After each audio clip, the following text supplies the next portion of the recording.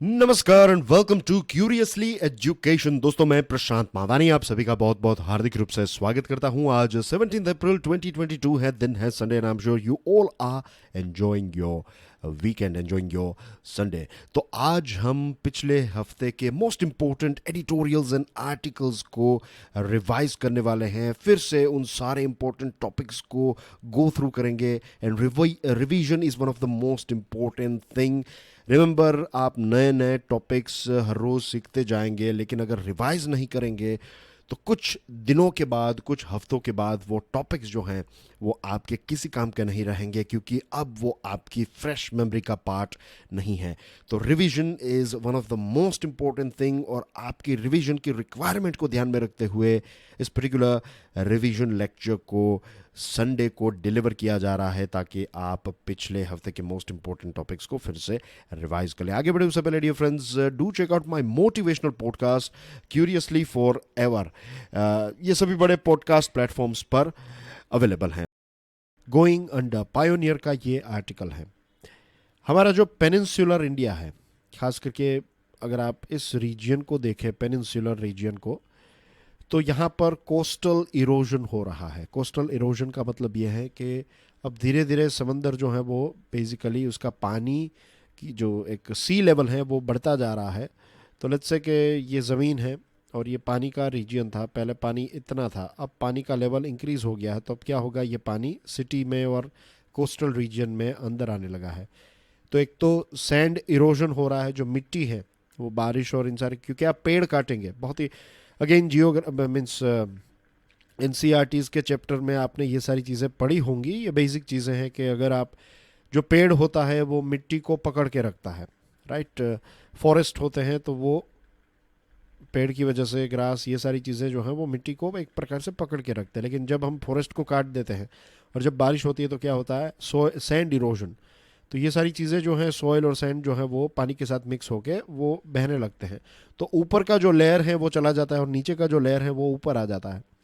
तो जो अच्छा लेयर है, जो प्रोडक्टिव लेयर है, जो काफ़ी, जो हम कहते हैं कि उसमें आप कोई भी चीज़ उगाना चाहते हैं तो अच्छे से उग जाती है, तो ये सारा जो लेयर है वो वॉश हो जाता है और नीचे का जो लेयर है वो ऊपर आ जाता है। तो एसिडिक वाटर और ये सारी चीज़ें होने लगती है। तो one reason is sand erosion, second is sea का लेवल जो है ये बढ़ रहा है। अब देखिए रिपोर्ट क्या कहता है। लेटेस्ट रिपोर्ट यह कहता है कि 2050 तक, यानी कि आने वाले 30 ईयर्स में, भारत के बहुत बड़े बड़े जो कोस्टल लैंडमार्क्स हैं वो सबमर्ज हो जाएंगे। सबमर्ज यानी कि ये पानी के नीचे आ जाएंगे। इसमें मुंबई, मैंगलोर, कोची, तिरुवनंतपुरम, चेन्नई, विशाखापट्टनम, बहुत सारे बड़े बड़े हमारे जो शहर हैं, बहुत ही पॉपुलेटेड शहर हैं। ये RMSI एक ग्लोबल रिस्क मैनेजमेंट फर्म है। इस फर्म का रिपोर्ट यह कहता है कि ये सारे शहरों के बहुत सारे एरियाज जो हैं वो मिड सेंचुरी यानी कि 2050 तक पानी के नीचे होंगे। मुंबई की बात करें तो Bandra Worli Sea Link, Haji Ali Dargah, Western Express Highway, Marine Drive, ये सारे जो हैं वो धीरे धीरे करके पानी के नीचे सबमर्ज होने लगेंगे। और यूनाइटेड नेशंस का जो inter governmental panel on climate change IPCC का रिपोर्ट क्या कहता है, पे अटेंशन हियर, कि जो नॉर्थ इंडियन ओशियन है, कि जो इंडियन ओशियन है उसका नॉर्थ पार्ट कौन सा है, ये वाला जो पोर्शन है, this is north part, right. इसके थोड़ा नीचे भी जो इंडियन ओशियन है, it is north Indian ocean. तो नॉर्थ इंडियन ओशियन जो है ये हर साल 300 या फिर 1 फुट, ये हर साल ग्रो होगा आने वाले दशकों में, एवरी ईयर।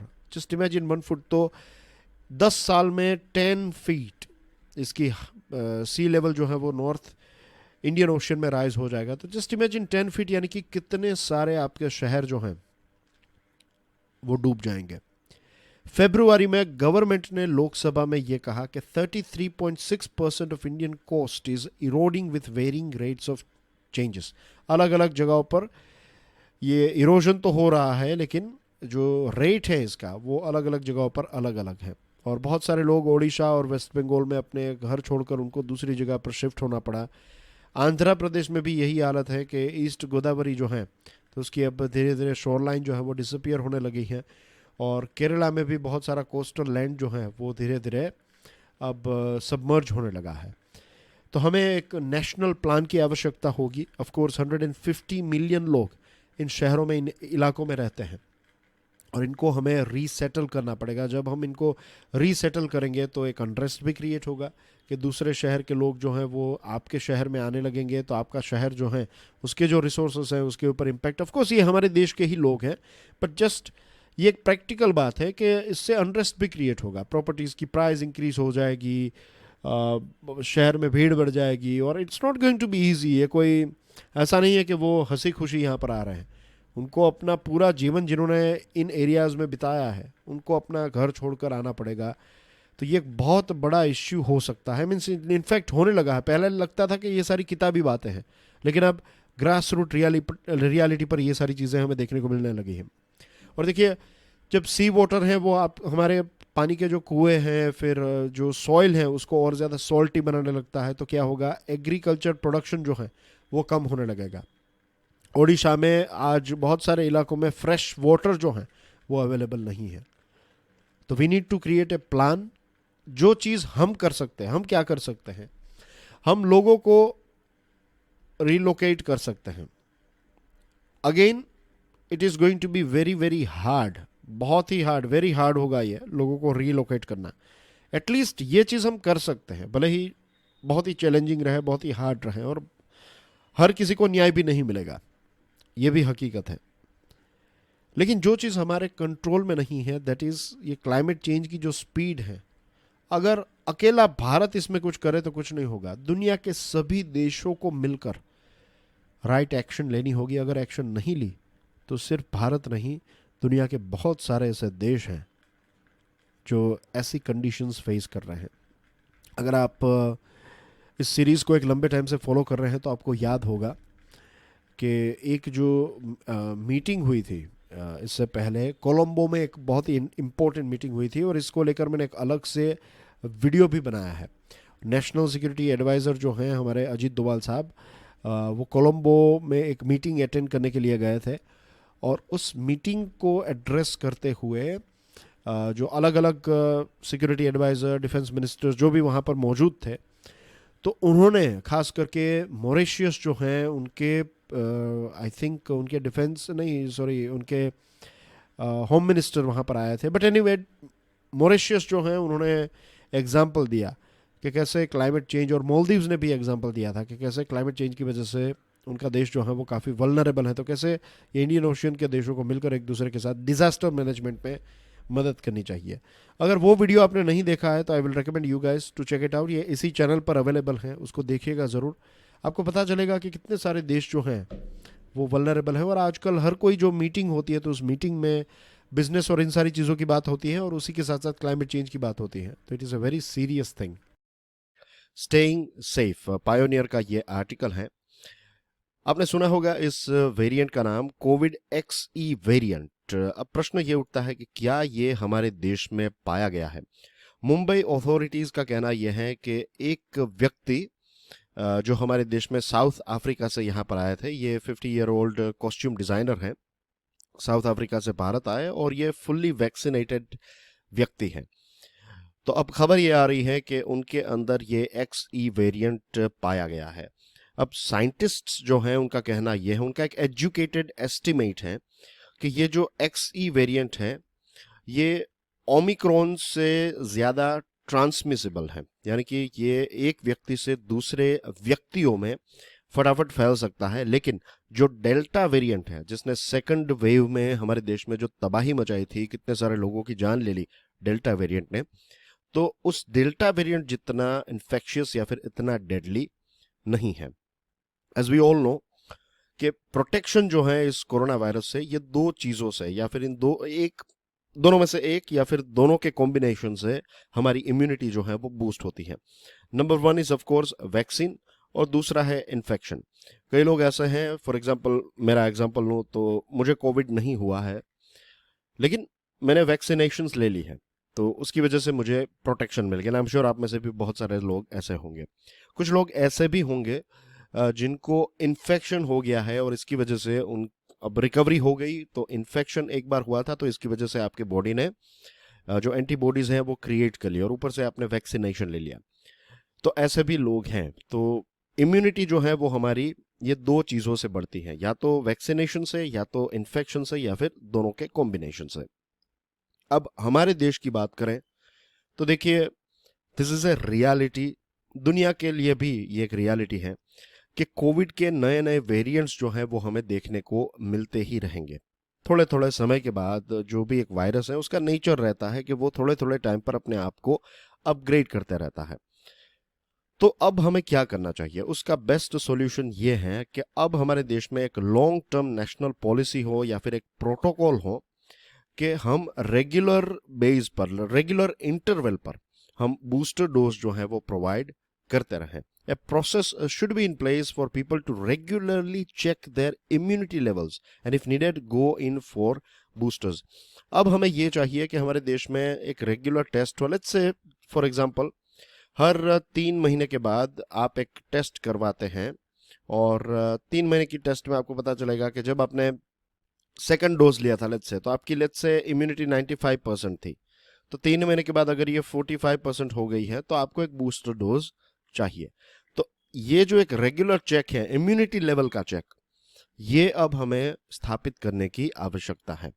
तो इससे क्या होगा कि नए नए वेरिएंट्स आते रहेंगे और आने ही वाले हैं, तो एटलीस्ट हमें पता चले कि हमारी इम्यूनिटी जो है उसका लेवल क्या है, और हम जब पता चलेगा कि हमारी इम्यूनिटी लो हो रही है तो एक बूस्टर डोज लेकर हम हमारी इम्यूनिटी को स्ट्रॉन्ग कर सकते हैं। बहुत सारे साइंटिस्ट, इंडिया के भी साइंटिस्ट हैं, फॉरेन के एडवांस्ड कंट्रीज के साइंटिस्ट जो हैं वो भी ये कह रहे हैं कि 4th डोज और इवन 5th डोज जो है वो भी हमें लेना चाहिए। और ये बात जो वो बता रहे हैं, वो कह रहे हैं कि दिस इज अ साइकिल, ये कोई वन टाइम अफेयर नहीं है। ऐसा नहीं है कि आपने 3rd या फिर बूस्टर डोज ले लिया तो अब जो है वो डरने की कोई ज़रूरत नहीं है। नए वेरिएंट्स आते रहेंगे, तो आने वाले लेट्स से 1-2 सालों के लिए हमें 3rd 4th dose, 5th dose, 6th dose शायद लेना भी पड़े, यू नेवर नो। तो इसको एक साइकिल के तौर पर देखना चाहिए कि ये जो है ये अप एंड डाउन हो रहा है, कोई नया नया वेरिएंट आ रहा है, तो भी जो इम्यूनिटी चेक करते रहें हम और अपने आप को और ज़्यादा स्ट्रॉन्ग बनाते रहें। Booster doses must be available to immunocompromised people of any age. इससे पहला का जो हमारा लेक्चर था उसमें हमने बात की थी कि 60+ जो लोग हैं और जो हेल्थ वर्कर्स हैं, फ्रंटलाइन वर्कर्स हैं, उनको तो फ्री में बूस्टर डोज दिया जाएगा। और 10 अप्रैल से, यानी कि कल से, संडे से, हमारे देश में जो 18+ लोग हैं वो बूस्टर डोज ले सकते हैं, बट वी हैव टू पे फॉर आवर बूस्टर डोज। तो इसके बारे में भी हमने बात की थी कि सरकार के पास अभी रिसोर्सेस हैं। हमने ये भी देखा था कि जो सरकार ने बजटेड रिसोर्स रखा था उसका 1% ही खर्च हुआ है आफ्टर दिस वैक्सीनेशन। और अगर सरकार सभी को बूस्टर डोज देती है तो जो एक बजट रखा है सरकार ने उसका 0.5% जितना ही खर्च होगा। और बहुत सारे लोग हमारे देश में ऐसे हैं जो ये 600 रुपीज पर पर्सन अफोर्ड नहीं कर पाएंगे, राइट। तो इट इज़ वेरी इंपॉर्टेंट कि हम, यानी कि हमारी सरकार, हमारा देश जो है वो बूस्टर डोज को फ्री में प्रोवाइड करे। आई एम श्योर आज नहीं तो कल सरकार ये डिसीजन लेने ही वाली है। हाँ, जो लोग वॉलेंटरली पैसे पे करना चाहते हैं तो वो पैसे पे कर दे, अगर नहीं पे करना चाहते हैं तो उनको फ्री में ये बूस्टर डोज जो है वो मिलना चाहिए। That is very very important, क्योंकि अगेन जो साइकिल की हमने बात बताई, तो ये वायरस की एक साइकिल जो है वो चलती रहेगी और नए नए वेरिएंट्स आते रहेंगे। तो इट इज़ वेरी इंपॉर्टेंट कि हम अपने आप हमारी जो इम्यूनिटी है उसको टॉप लेवल पर रखें। हम नहीं चाहते कि ये नए नए वेरिएंट्स आए और नई नई वेव्स आती रहें, क्योंकि अब कोई भी देश, मुझे नहीं लगता ऐसा है, आई डोंट अंडरस्टैंड कि चाइना ने लॉकडाउन क्यों रखा है। क्योंकि चाइना के क्लेम्स अगर आप देखेंगे, जब उन्होंने वैक्सीन निकाली तो उनका क्लेम, और उन्होंने दुनिया के बहुत सारे देशों में अपनी वैक्सीन भी प्रोवाइड की है, तो उनका क्लेम ये था कि उनकी वैक्सीन जो है वो बेस्ट है और वो दुनिया के बहुत सारे देशों को प्रोवाइड कर रहे हैं, प्रोटेक्शन मिल रहा है, एक्सेट्रा। तो क्या चाइना की वैक्सीन उतनी अच्छी नहीं है? Question number 1। क्वेश्चन नंबर 2 ये है कि क्या जो गैप है वो बहुत ज़्यादा हो गया, इसकी वजह से नया वेरिएंट या फिर ये नई वेव्स वहाँ पर देखने को मिल रही है? तो it is an opportunity for the world कि हम चाइना की गलतियों से सीखें और हम ये भी मीन्स आज जानते हैं कि लॉकडाउन अब पॉसिबल नहीं है। मीन्स ये इकोनॉमीज को डिस्ट्रॉय कर देगा। अब बहुत सारे देश अपने पैरों पर कभी खड़े नहीं हो पाएंगे अगर और ज़्यादा लॉकडाउन्स जो हैं या फिर रिस्ट्रिक्शंस जो हैं वो लगाने पड़े तो रिस्ट्रिक्शंस का जो खर्च होगा उससे तो ये बहुत ही चीपली हम बूस्टर डोज जो है वो प्रोवाइड कर सकते हैं। India and the UK relationship के बारे में बात करेंगे। द हिंदू का ये आर्टिकल है।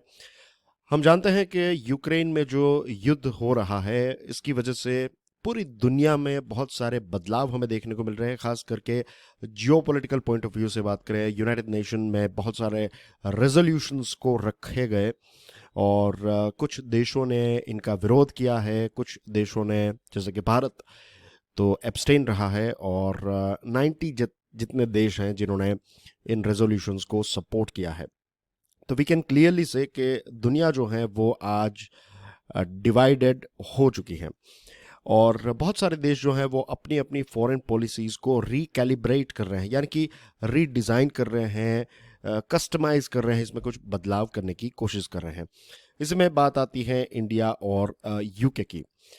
भारत की जो पोजीशन है ये काफ़ी स्पॉटलाइट पर रही है। जैसे मैंने आपको बताया कि भारत ने बहुत सारे रेजोल्यूशंस में वोटिंग ही नहीं किया, भारत एब्सटेन रहा और इसके पीछे जो रीजंस हैं आप सब जानते हैं, हमने कई बार इनको डिस्कस भी किए हैं, तो उन सारी डिटेल्स में नहीं जा रहे हैं। वी नो कि हमारे देश में बहुत सारे देशों के डिप्लोमेट्स यहाँ पर आए, इसका लिस्ट भी हमने देखा था। जैसे कि यूएसए के डिप्लोमेट यहाँ पर आए थे। इसी के साथ आपकी स्क्रीन पर जो तस्वीर है इनका नाम है एलिजाबेथ ट्रूस। ये यूके के फॉरेन सेक्रेटरी हैं। 31 मार्च को वो भारत की यात्रा पर आए थे और इस यात्रा के दौरान उन्होंने ये कहा कि न्यू दिल्ली यानी कि इंडिया और लंदन यानी कि यूके के बीच में और ज़्यादा डिप्लोमेटिक रिलेशन जो है वो होने चाहिए और ज़्यादा नए लेवल पर रिलेशन को ले जाने की ज़रूरत है। मिस ट्रूस जो हैं उनकी मुलाकात एस जयशंकर साहब के साथ भी हुई और उन्होंने जो एक India UK strategic futures forum है उसमें भी पार्टिसिपेट किया। अब ये जो यूक्रेन वाला इश्यू चल रहा है और इसमें इंडिया का जो स्टैंड है, यूके का स्टैंड, आप जानते होंगे कि जो बोरिस जॉनसन है उनकी मुलाकात वोलोदिमीर ज़ेलेंस्की के साथ हुई। वीडियोस भी काफ़ी वायरल हुए कि वो दोनों चल कर जा रहे हैं एक्सेट्रा। और यूके ने सैंक्शंस भी लगाया है रशिया पर और काफ़ी नाराज़ भी हैं। ये सारी चीज़ें हम जानते हैं, लेकिन इन सारी चीज़ों के बावजूद भी मीन्स यूक्रेन रशिया का जो इश्यू चल रहा है वो एक दूसरी चीज़ है, लेकिन इंडिया और यूके के जो रिलेशनशिप हैं ये अपवर्ड ट्रैजेक्टरी में है, यानी कि चीज़ें जो हैं वो और ज़्यादा अच्छी होती जा रही हैं। और 4 मई 2021 को कॉम्प्रिहेंसिव स्ट्रेटेजिक पार्टनरशिप की स्थापना की गई। ये लास्ट ईयर की बात है और उस टाइम पर एक 2030 road map for India UK relationship जो है इसको भी तय किया गया। इसके क्या गोल्स हैं इसको अभी हम डिस्कस करेंगे। Miss Truss emphasised countering Russian aggression. जब वो यहाँ पर भारत आए हुए थे तो उन्होंने कहा कि जो रशिया का एग्रेशन है उसको काउंटर करने की ज़रूरत है, इसको कंट्रोल करने की ज़रूरत है। उन्होंने ये भी कहा कि दुनिया का जो एक स्ट्रेटेजिक डिपेंडेंस है मॉस्को पर, फॉर एग्जांपल भारत की बात करें तो डिफेंस के पॉइंट ऑफ व्यू से हम एक हद तक उन पर डिपेंडेंट हैं। यूरोपियन देशों की बात करें तो गैस और ऑयल को लेकर बहुत सारे देश जो हैं वो रशिया पर डिपेंडेंट हैं। तो ये सारी चीज़ें जो हैं वो हमें कम करनी चाहिए। और उन्होंने ये भी कहा कि जो डेमोक्रेसीज हैं जैसे कि यूएसए, यूके, फ्रांस, जर्मनी, इसमें इंडिया आ गया, तो ऐसे बहुत सारे देश जो हैं, ग्लोबल लीडर्स जो हैं, वो मिलकर रशिया का जो एग्रेशन है उसको कंट्रोल कर सकते हैं। ऐसा एक प्रस्ताव उन्होंने भारत के सामने रखा है, लेकिन भारत का जो स्टैंड है जैसा था वैसा ही रहा है। भारत जो है वो रशिया के साथ अपने रिलेशनशिप को बिगाड़ना नहीं चाहता। यूक्रेन के खिलाफ हमारी कोई ऐसी खास नफरत नहीं है, लेकिन मैंने कई बार ये कहा है और ये बात भी हकीकत है कि भारत एब्सटेन इसलिए रहा क्योंकि ऐसा नहीं है कि भारत चुपचाप बैठकर सारी चीज़ें देख रहा है। भारत जो है वो एब्सटेन इसलिए रहा क्योंकि भारत दोनों पार्टीज रशिया और यूक्रेन, और जब मैं यूक्रेन की बात कर रहा हूँ तो यहाँ पर आप इसमें नेटो को भी ऐड कर सकते हैं। तो भारत इन दोनों के बीच में रहना चाहता है और भारत ये चाहता है कि यूक्रेन और रशिया जो हैं वो मिलकर बातचीत कर ले और बातचीत के माध्यम से चीज़ें जो हैं उनको सॉर्ट आउट करें, और इमीडिएट सीज फायर के बारे में भी भारत ने कई बार बात बताई है।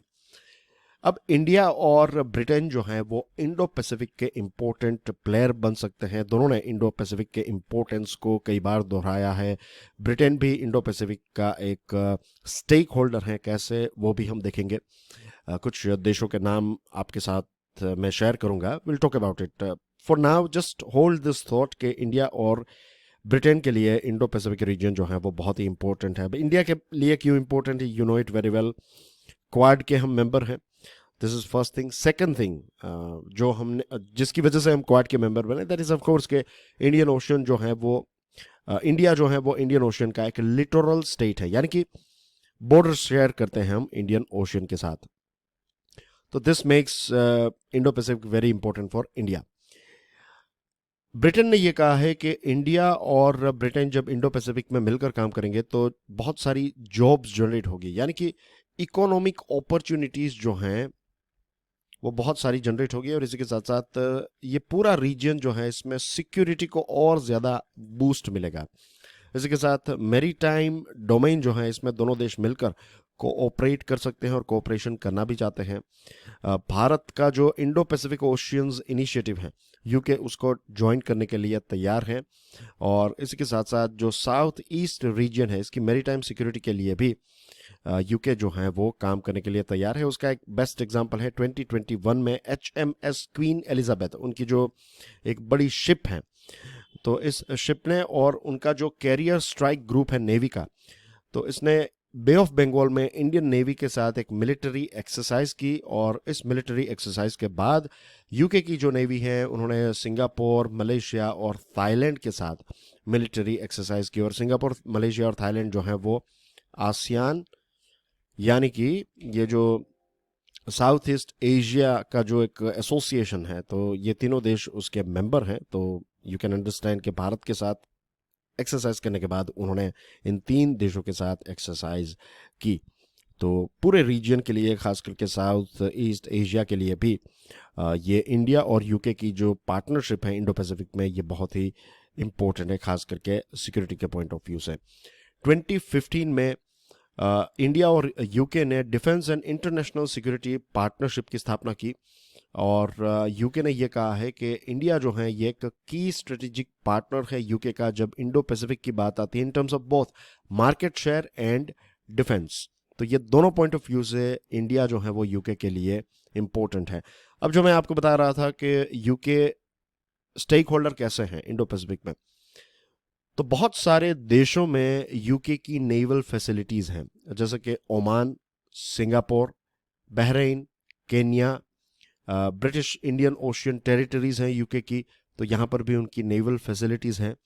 और नेवल फैसिलिटीज़ के साथ साथ अब दोनों देश जो हैं वो डिफेंस रिलेटेड ट्रेड में भी आगे बढ़ना चाहते हैं। अभी 1-2 दिन पहले ही फाइनेंशियल न्यूज़ एनालिसिस में मैंने एक इम्पोर्टेंट खबर को कवर किया था कि यूके के जो प्राइम मिनिस्टर हैं बोरिस जॉनसन, ये एंड ऑफ दिस अप्रैल भारत की यात्रा पर आएंगे। और इस यात्रा के दौरान डिफेंस रिलेशनशिप के बारे में भी बातचीत होगी। ट्रांसफर ऑफ टेक्नोलॉजी यूके करना चाहता है, डिफेंस की जो टेक्नोलॉजी है उसको ट्रांसफर करना चाहता है ताकि दोनों देश मिलकर डिफेंस के प्रोडक्ट्स को भारत में बना सकें। इसके साथ डिफेंस कोऑपरेशन के साथ साथ साइबर सिक्योरिटी पर भी काफ़ी ज़्यादा जोर दिया जा रहा है।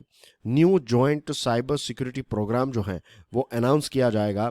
और यूके जो है उनका पहला स्ट्रेटेजिक टेक डायलॉग जो है उन्होंने भारत के साथ स्टार्ट करने की बात बताई है, जिसमें मिनिस्ट्रियल लेवल की समिट होगी जिसमें इमर्जिंग टेक्नोलॉजीज जो हैं उसको लेकर दोनों देश मिलकर काम करेंगे। इसी के साथ यूके ने 70 मिलियन पाउंड्स का एक इन्वेस्टमेंट का भी ऐलान किया है, ब्रिटिश इंटरनेशनल इन्वेस्टमेंट, जो रिन्यूएबल एनर्जी के लिए है।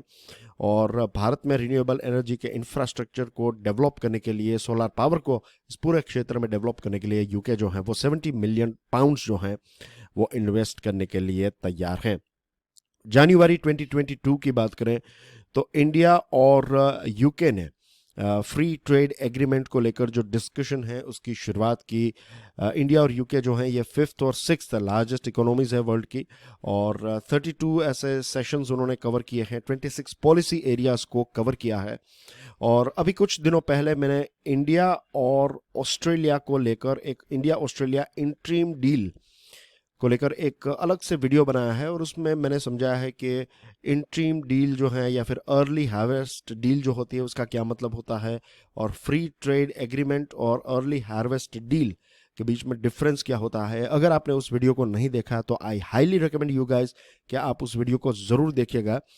द रीजन इज कि अब इंडिया बहुत सारे देशों के साथ फ्री ट्रेड एग्रीमेंट करने वाला है।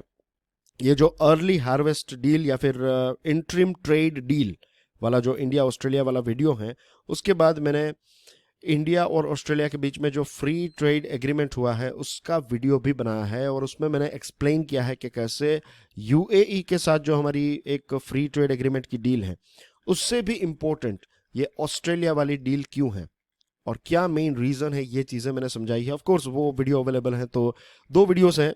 आई विल रिकमेंड कि इंडिया ऑस्ट्रेलिया वाले जो 2 वीडियोस हैं आप जरूर देखिएगा, ताकि आपको अर्ली हार्वेस्ट डील के बारे में पता चल जाए और इंडिया की जो एक ओवरऑल स्ट्रेटेजी है उसके बारे में भी पता चल जाए कि भारत जो है वो अलग अलग देशों के साथ अब फ्री ट्रेड एग्रीमेंट क्यों करना चाहता है। तो अब एक अर्ली हार्वेस्ट डील जो है वो साइन की जाएगी, और बहुत ही बेसिक चीज में अगर आप बता दूं तो अर्ली हार्वेस्ट डील जो होती है वो फ्री ट्रेड एग्रीमेंट की तरफ बढ़ने का एक रास्ता होता है। पहले अर्ली हार्वेस्ट डील की जाती है या फिर इंटरिम ट्रेड डील की जाती है, और उसके बाद फ्री ट्रेड एग्रीमेंट की तरफ दोनों देश आगे बढ़ते हैं। भारत चाहता है कि हमारी फिशरीज, फार्मा, एग्रीकल्चर प्रोडक्ट्स और इसी के साथ जो लेबर इंटेंसिव एक्सपोर्ट्स हैं जिसमें टेक्नोलॉजी के प्रोडक्ट्स आ गए, कुछ मैन्युफैक्चरिंग के प्रोडक्ट्स आ गए, कपड़े आ गए, तो ये सारी चीज़ें हम कम ड्यूटी या फिर कम इंपोर्ट टैक्स यूके इसके ऊपर लगाए, ताकि हम ज़्यादा चीज़ें ये यूके को भेज सकें। और यूके भी अपनी कुछ चीज़ें जो हैं वो भारत में ऑफकोर्स बेचना चाहता है। टेक्नोलॉजिकल प्रोडक्ट्स हैं, फाइनेंशियल सर्विसेज हैं, मैन्युफैक्चर्ड प्रोडक्ट्स हैं, कार्स एक्सेट्रा, ये सारी चीज़ें। For Britain, a successful conclusion of an free trade agreement with India would provide a boost to its global Britain ambition. Global Britain ambition जो है वो UK का Brexit के बाद तय किया गया एक इकोनॉमिकल प्लान है, जिसमें वो दुनिया के अलग अलग देशों के साथ अपना ट्रेड इंक्रीज करना चाहता है। और जैसे मैंने आपको बताया, end of the April Boris Johnson जो है वो भारत की यात्रा पर आए थे। इससे पहले COP26 की जो मीटिंग 2021 में हुई थी, तो उस टाइम पर बोरिस जॉनसन और हमारे प्रधानमंत्री नरेंद्र मोदी साहब के बीच में एक मीटिंग हुई थी, एक समिट हुई थी, और उसमें इंडिया यूके क्लाइमेट पार्टनरशिप पर दोनों नेताओं ने फोकस किया था। जो मैंने आपको 2030 का रोड मैप का लक्ष्य के बारे में मैंने आपको बताया था अभी, कि मैं आपको बताऊंगा कि क्या है इसका मेन एम। तो इसका एम ये है कि दोनों देशों के बीच में जो बायलैटरल ट्रेड है इसका आंकड़ा जो है वो डबल हो जाए बाय 2030। तो ये एक लक्ष्य लेकर दोनों देश जो है वो आगे चल रहे हैं, और इसको लेकर जो लेगेसी इश्यूज हैं, जो पुराने इश्यूज हैं ट्रेड को लेकर, ये चीज़ें भी सॉर्ट आउट करने के लिए दोनों देश तैयार हैं। और नई नई जो सनराइज सेक्टर्स जिसको हम कहते हैं, जैसे कि financial technology companies, market regulation, फिर sustainable and green finance, cyber security, इन सारी चीज़ों को लेकर दोनों देशों के बीच में डिस्कशन हो रही है। और we know it very well कि कैसे सीरम इंस्टीट्यूट ऑफ इंडिया और ऑक्सफोर्ड एस्ट्राजेनिका के बीच में एक पार्टनरशिप हुई, और कैसे कोविशील्ड वैक्सीन्स का प्रोडक्शन जो है वो भारत में किया गया, और हमारे देश में तो इसका इस्तेमाल हुआ है। इसी के साथ साथ दुनिया के बहुत सारे देशों में इन वैक्सीन्स को एक्सपोर्ट भी किया जा रहा है। वो बात अलग है कि हाल ही में WHO ने एक प्रकार का रिस्ट्रिक्शन लगा दिया है इस चीज़ के ऊपर, एक्सपोर्ट रिस्ट्रिक्शन लगाया है, और एक वार्निंग दी है कि क्योंकि SII की यानी कि सीरम इंस्टीट्यूट ऑफ इंडिया की जो प्रोडक्शन फैसिलिटीज़ हैं उसमें कुछ अपग्रेडेशन SII नहीं कर पाया है, तो इसको लेकर WHO ने एक रेड फ्लैग दिया है। बट एनीवे, कोविशील्ड ने काफ़ी अच्छा परफॉर्मेंस दिया है, एंड दिस इटसेल्फ इंडिकेट्स कि यूके और इंडिया की कंपनीज जब भी एक दूसरे के साथ काम करती हैं तो आउटस्टैंडिंग रिजल्ट्स जो हैं वो प्रोड्यूस करने की क्षमता दोनों देशों की कंपनीज में है। तो ये था एक holistic discussion on India UK ties, और ऑफ कोर्स जो मेन बड़े बड़े पॉइंट्स हैं और जनरली जो पॉइंट्स हमने डिस्कस किए हैं, वो आने वाली जो मीटिंग है, समिट है, बोरिस जॉनसन साहब जब भारत आएंगे और उस टाइम पर जो बड़ी बड़ी चीज़ों के बारे में बातचीत होगी उन्हीं चीज़ों पर हमने ज़्यादा फोकस किया है। और ये एक प्रकार की कर्टेन रेजर डिस्कशन है कि जो मीटिंग होगी उससे पहले कौन कौन सी चीज़ें दोनों देश डिस्कस करेंगे, तो उन चीज़ों के ऊपर हमने यहाँ पर ज़्यादा फोकस किया है। Hope things are clear to you. In the shadow of war, the Hindu का ये आर्टिकल है। हाल ही में इंडिया और यूएसए के बीच में 2+2 मीटिंग हुई। What is 2+2? इसका मतलब क्या है? 2+2 में ये होता है कि हमारे डिफेंस मिनिस्टर और हमारे मिनिस्टर ऑफ एक्सटर्नल अफेयर्स या फिर एक्सटर्नल अफेयर्स मिनिस्टर्स की मुलाकात जो है, ये दो हमारे देश के मिनिस्टर्स हैं और इनके काउंटर पार्ट यानी कि यूएसए के डिफेंस सेक्रेटरी और यूएसए के जो सेक्रेटरी ऑफ स्टेट यानी कि वहां के डिफेंस मिनिस्टर और वहां के फॉरेन मिनिस्टर्स के बीच में मुलाकात होती है। तो टोटल 4 लीडर्स मिलते हैं। 2+2 ये एक नया सेटअप है। आई थिंक ये 4th मीटिंग है दोनों देशों के बीच में। ये 2+2 फॉर्मेट की 4th मीटिंग है। तो ये 4th मीटिंग हुई और इस मीटिंग से पहले प्राइम मिनिस्टर नरेंद्र मोदी और यूएसए के प्रेसिडेंट जो बाइडेन के बीच में एक वर्चुअल समिट मीटिंग हुई। तो it was a very important meeting between India and USA. On the one hand, this high-level discussions represent continuity in the upward trajectory of India-US cooperation across a deep spectrum of bilateral cooperative engagement. देखिए, एक तरफ अगर हम देखें तो दोनों देशों के बीच में जो एक पूरा स्पेक्ट्रम है, मैंने कई बार ये स्पेक्ट्रम शब्द का इस्तेमाल किया है। स्पेक्ट्रम कैसा होता है कि इसमें बहुत सारे कलर्स होते हैं, isn't it? तो स्पेक्ट्रम डिप्लोमेसी की दुनिया में जब हम कहते हैं तो दोनों देशों के बीच में या फिर किसी भी दो देश के बीच में जो रिलेशनशिप है वो किसी एक चीज को लेकर नहीं होता है। उसमें बहुत सारी चीजें जो हैं वो इन्वॉल्व होती हैं, जैसे कि पीपल टू पीपल कांटेक्ट से लेकर आप हिस्टोरिकल कांटेक्ट ले लीजिए, business, investment, trade, regional cooperation, global cooperation, climate change, इसमें आप डिफेंस रिलेशन ऐड कर सकते हैं, न्यूक्लियर रिलेशन ऐड कर सकते हैं। तो बहुत सारी चीजें डिपेंड्स के किन दो देशों के बारे में बात हो रही है। तो भारत और यूएसए के बीच में जो रिलेशनशिप है दोस्तों, तो इसका स्पेक्ट्रम काफी डीप है, काफी वाइड है। तो एक तरफ अगर हम देखें तो दोनों देशों के रिलेशनशिप में या फिर इसका ग्राफ जो है वो और ज्यादा बढ़ता ही जा रहा है, रिलेशनशिप अच्छे ही होते जा रहे हैं। दूसरी तरफ यूक्रेन में जो क्राइसिस चल रही है, जो युद्ध चल रहा है, तो इस युद्ध में we know it very well कि दोनों देशों का स्टैंड जो है वो काफी अलग है। यूएसए एग्रेसिवली यहां पर एंगेज कर रहा है।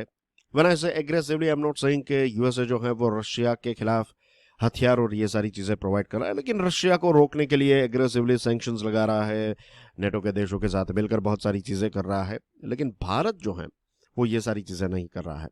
भारत जो है वो डिप्लोमेसी को ज्यादा सपोर्ट कर रहा है। भारत ये कह रहा है कि बातचीत के माध्यम से जो है वो दोनों देशों को, रशिया और यूक्रेन को, प्रॉब्लम को सॉर्ट आउट करने की कोशिश करनी चाहिए, वगैरह वगैरह। ये सारी चीजें आप जानते हैं, तो I am not going to deep into it, but just highlight कर रहा हूं यहां पर कि एक ऐसा टॉपिक है जिसको लेकर दोनों देशों के स्टैंड काफी अलग नजर आ रहे हैं, जो शेड्स हैं वो काफी अलग हैं।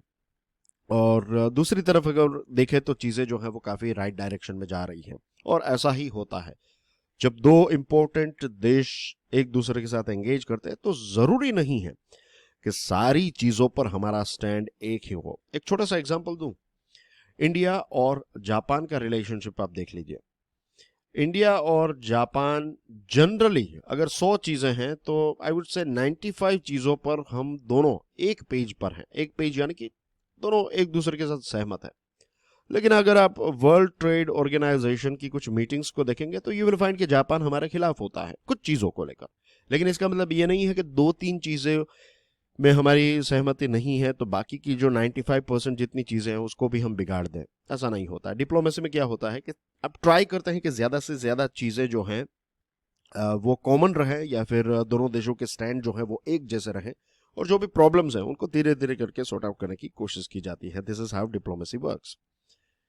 Although there are marked differences between their strategic positions, जैसे मैंने आपको बताया कि strategic positions की बात करें, particularly यहाँ पर मैं बात कर रहा हूँ या फिर ये आर्टिकल बात कर रहा है यूक्रेन के बारे में, तो दोनों देशों की जो strategic position है उसमें बहुत बड़ा डिफरेंस है। लेकिन हाँ, दोनों देशों ने वायोलेंस का कंडेम किया है, इसकी निंदा की है कि वायोलेंस का इस्तेमाल जो सिविलियंस के खिलाफ हो रहा है वो नहीं होना चाहिए।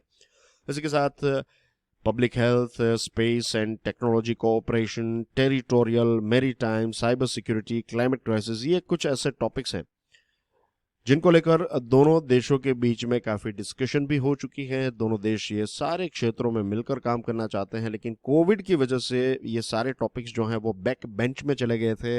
इनके ऊपर जो डिस्कशन होनी चाहिए थी, जो पार्टनरशिप होनी चाहिए थी, जितने वक्त में चीजें आगे बढ़ जानी चाहिए थी वो नहीं बढ़ी हैं। तो अब चीजें बैक टू नॉर्मल हो चुकी हैं as far as Covid front is concern. तो अब दोनों देशों को इन सारे एरियाज में थोड़ी स्पीड दिखानी पड़ेगी। इसी के साथ साथ दोनों देशों के लिए हाई प्रायोरिटी ये भी है कि जो रूल्स बेस्ड इंटरनेशनल ऑर्डर है उसमें कोई इरोजन ना आ जाए। रूल बेस्ड इंटरनेशनल ऑर्डर यानी कि जो यूनाइटेड नेशंस हैं या फिर जो इंपॉर्टेंट देश मिलकर इस दुनिया को डायरेक्टली इनडायरेक्टली चलाते हैं, तो उसमें बहुत बड़ा डिटीरियोरेशन ना आ जाए। ये चीज दोनों देशों के लिए प्रायोरिटी है और भारत तो यही चाहता है कि यूनाइटेड नेशंस जो है वो और ज्यादा डेमोक्रेटिक बन जाए। इसी के साथ साथ इंडो पैसिफिक में दोनों इंपॉर्टेंट पार्टनर्स हैं। बायलैटरल डिफेंस रिलेशनशिप काफ़ी अच्छे हैं, एनर्जी कोऑपरेशन काफ़ी अच्छा है और ये सारे अलग अलग टॉपिक्स पर बात करते हुए बहुत ही डिफिकल्ट रहा दोनों लीडर्स के लिए कि रशिया का नाम ना लें, लेकिन बहुत ही अच्छी तरीके से ये जो वर्चुअल समिट है वो कंक्लूड हो गई। और ऑफ कोर्स चाइना जो है वो एक ऐसा देश है कि दोनों देशों को, China is like a glue. China Bharat और यूएसए के लिए एक ग्लू की तरह है, एक फेविकोल की तरह है, एक फेविक्विक की तरह है कि दोनों देशों को जोड़ता है। एक दूसरे को पुल करने वाला एक फैक्टर है। दोनों एक दूसरे के और नजदीक आए हैं बिकॉज ऑफ चाइना। और चाइना एक ऐसा देश है जो भारत के साथ अपनी बॉर्डर शेयर करता है, तो ऑफ कोर्स भारत के लिए एक चिंता का विषय है। और ग्लोबल लेवल पर चाइना क्या चाहता है, यूएसए को निकालकर वो यूएसए की जो टॉप चेयर है, एपेक्स चेयर जो है वहां पर चाइना बैठना चाहता है। तो ये यूएसए के लिए एक हेडेक है। तो ये कुछ ऐसे विषय हैं जिसको लेकर दोनों देश एक दूसरे के, मीन्स चाइना एक ऐसा टॉपिक है जिसको लेकर दोनों देश जो है वो एक दूसरे के काफी करीब आ चुके हैं। टाइम्स ऑफ इंडिया का आर्टिकल है 2+2 counter is equal to counter China. Again Russia और यूक्रेन के बीच में जो चीजें चल रही है उसको लेकर दोनों के व्यूज काफी अलग हैं। और ये टॉपिक कल मैंने फाइनेंशियल न्यूज एनालिसिस में भी कवर किया था कि मीडिया में से कुछ लोगों ने यह कहा कि भारत कब रशिया से अपना जो एनर्जी सप्लाईज है उसको कम करेगा। तो भारत ने क्लियरली बता दिया कि देखिए, हम एक महीने में जितना ऑयल और गैस रशिया से खरीदते हैं उतना ऑयल और गैस दोपहर तक यूरोप खरीद लेता है। तो ये प्रश्न आप हमें नहीं, यूरोप को पूछिए, क्योंकि इश्यू यूरोप में चल रहा है और हम ना के बराबर ऑयल जो है वो रशिया से खरीदते हैं। और हमारी एनर्जी सिक्योरिटी के पॉइंट ऑफ व्यू से ये 2% 3% जितना टोटल जो हम ऑयल खरीदते हैं उसका 2% 3% अगर हम रशिया से खरीद रहे हैं तो इसका कोई मेजर इंपैक्ट रशिया के ऊपर नहीं आएगा। ऐसा नहीं है कि भारत रशिया से ऑयल खरीदना बंद कर देगा तो रशिया की इकोनॉमी गिर जाएगी। जो सबसे ज्यादा खरीद रहे हैं आप उनको प्रश्न पूछिए। और इस चीज को लेकर यूएसए ने भी बताया है कि ऑयल के ऊपर कोई सैंक्शंस नहीं लगाए हैं, तो अगर इंडिया रशिया से ऑयल खरीद रहा है तो कोई वायोलेशन जो है वो इंडिया, सैंक्शंस का वायोलेशन इंडिया नहीं कर रहा है। इसी के साथ साथ भारत ने अपनी स्ट्रेटेजिक ऑटोनोमी भी क्लियरली डिफाइन कर दी है। भारत ने यह कह दिया, देखिए हम हमारे नेशनल इंटरेस्ट को लेकर चलेंगे। कुछ चीजें आप कहेंगे उस पर हम सहमति दिखा सकते हैं, राइट, लेकिन अगर आप हमें डिक्टेट करेंगे कि हमें क्या करना चाहिए नहीं करना चाहिए तो वी आर सॉरी, हम ये चीज नहीं कर सकते। ऐसा कहा नहीं है लेकिन ऐसा इंडिकेट तो हमने कर ही दिया है। No doubt prime minister Modi साहब ने जो बुचा किलिंग्स हैं उसकी निंदा की, रशिया का नाम नहीं लिया है, किसी पर ब्लेम नहीं डाला है, लेकिन इन जनरली उन्होंने कहा है कि ये जो सिविलियंस की मृत्यु हो रही है ये एक चिंता का विषय है और इस चीज को लेकर पूरी दुनिया को, खास करके जो इन्वॉल्व पार्टीज हैं उनको कुछ काम करना चाहिए। यूनाइटेड नेशंस जनरल असेंबली ने जो रशिया को यूएनएचआरसी में से निकाल दिया है तो भारत ने अपना वोट नहीं दिया, चाइना ने इसका विरोध किया है। तो भारत ने वोट नहीं दिया, ये भी एक प्रकार से आप कह सकते हैं कि यूएसए के पक्ष में है, रशिया के पक्ष में भी है। लेकिन जैसे चाइना जो है वो डायरेक्टली यूएसए के खिलाफ चला गया तो भारत ने ऐसा नहीं किया है। इसी के साथ यूक्रेन को दवाई और बहुत सारी चीज़ें, ह्यूमैनिटेरियन एड जिसको कहते हैं, तो ये भारत ने प्रोवाइड की है। और कीव यानी कि वोलोदिमीर ज़ेलेंस्की साहब की सरकार जो है उन्होंने रिक्वेस्ट की और भारत ने ये भी कहा कि आगे और भी आपको चीज़ें चाहिए तो भारत आपको ह्यूमैनिटेरियन एड देने के लिए तैयार है। Besides India's ties with Russia can not be amended overnight. Bharat के और रशिया के रिलेशनशिप जो हैं ये काफ़ी पुराने हैं और यूएसए ने भी इस बात को माना है कि एक वक्त था जब यूएसए भारत के साथ खड़ा नहीं रहा था, उस टाइम पर रशिया भारत के साथ खड़ा रहा था। तो दोनों देशों के रिलेशनशिप जो हैं उसके बारे में यूएसए काफ़ी अवेयर है और जानता है कि एक रात में भारत जो है वो रशिया के साथ अपना रिलेशनशिप जो है वो तोड़ नहीं देगा और ऐसा यूएसए एक्सपेक्ट भी नहीं कर रहा है कि भारत अपने रिलेशनशिप को रशिया के साथ तोड़ दे। एनीवे, अब दोनों देशों के पास कोई ऑप्शन नहीं है, लेकिन दोनों को एक दूसरे के साथ काम करना ही पड़ेगा। जैसे मैंने आपको इससे पहले बताया कि China is a sort of glue factor, और अब ये होगा कि मॉस्को यानी कि रशिया जो है वो चाइना का एक जूनियर पार्टनर के तौर पर काम करेगा। तो रशिया और चाइना के बीच में अगर एक एक्सिस बन गया तो ये एक चिंता का विषय होगा, खास करके वेस्टर्न वर्ल्ड के लिए, और ऑफ कोर्स भारत के लिए भी।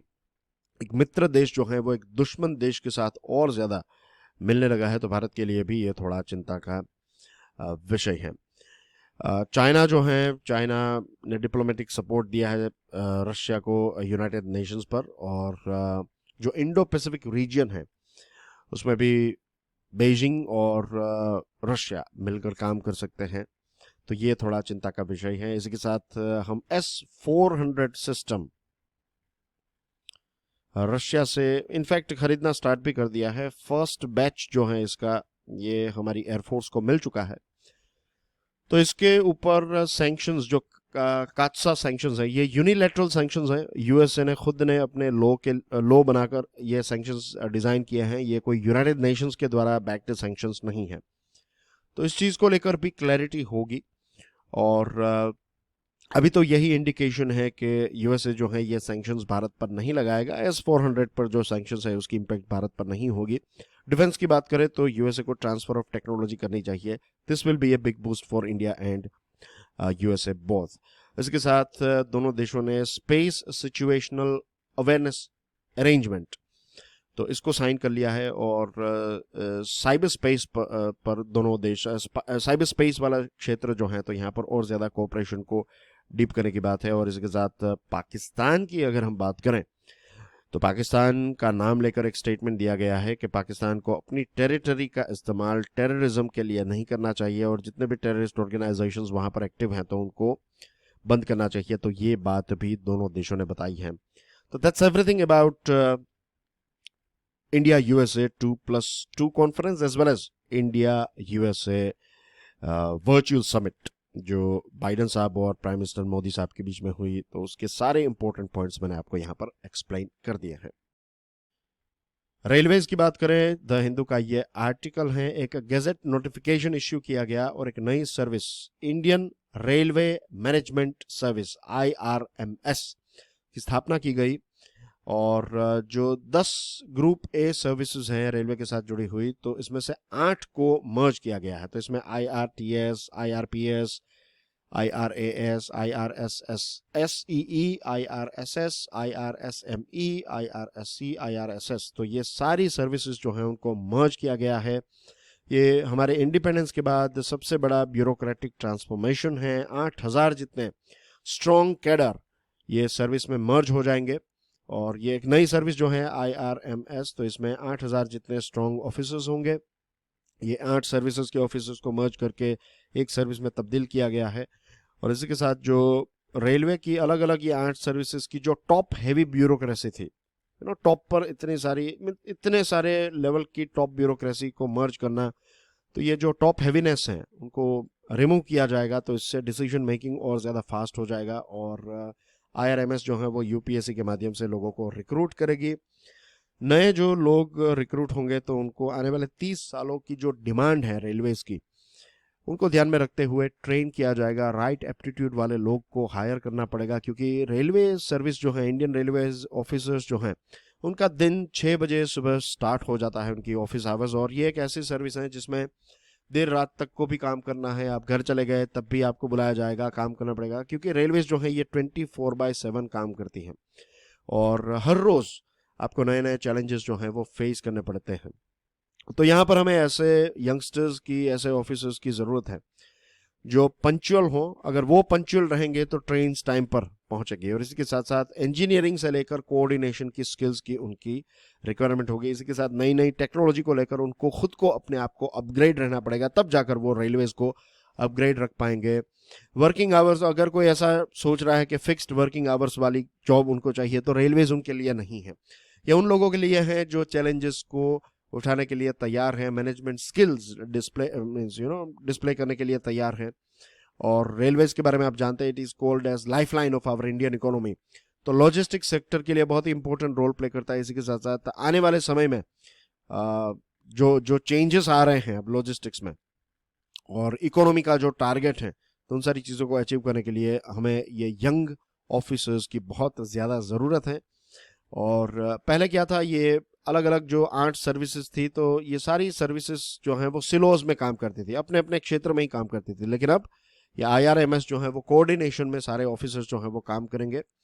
और हर साल यूपीएससी के माध्यम से कुछ फ्यू हंड्रेड IRMS ऑफिसर्स को हायर किया जाएगा, उनको ट्रेन किया जाएगा।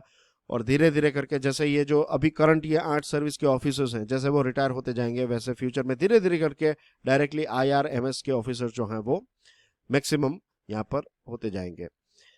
जैसे बताया मैंने आपको कि 5 ट्रिलियन इकोनॉमी अचीव करने का जो हमारा बड़ा टारगेट है, तो उसके लिए रेलवे का एक बहुत ही इंपॉर्टेंट रोल है। बहुत सारे dedicated freight corridors, high speed rail corridors, station redevelopment project चल रहे हैं, वंदे भारत ट्रेन चल रही हैं, उसके अलावा स्ट्रेटेजिक रेलवेज। तो ये सारी चीज़ों के लिए वी नीड गुड, आज के ज़माने के और आने वाले ज़माने को ध्यान में रखते हुए ट्रेनिंग और ऐसे ऐसे स्टेट ऑफ माइंड वाले ऑफिसर्स की हमें ज़रूरत रहेगी। उनकी ऑन ट्रेनिंग, जो ऑन करियर ट्रेनिंग प्रोग्राम है, मिड ट्रेनिंग प्रोग्राम जिसको कहते हैं, मिड करियर ट्रेनिंग प्रोग्राम, उसको भी उस हिसाब से हमें डिज़ाइन करना पड़ेगा।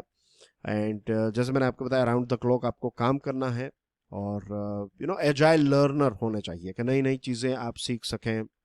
और आपका जो काम है वो इनडायरेक्टली डायरेक्टली इकोनॉमी को भी टर्बो चार्ज करेगा।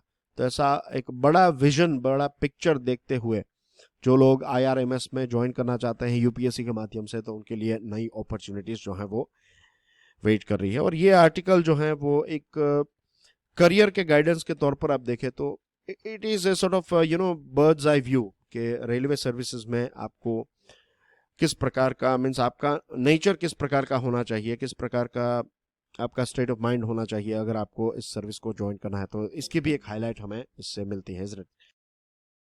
Beijing's move India's turn, the Hindu का ये आर्टिकल है।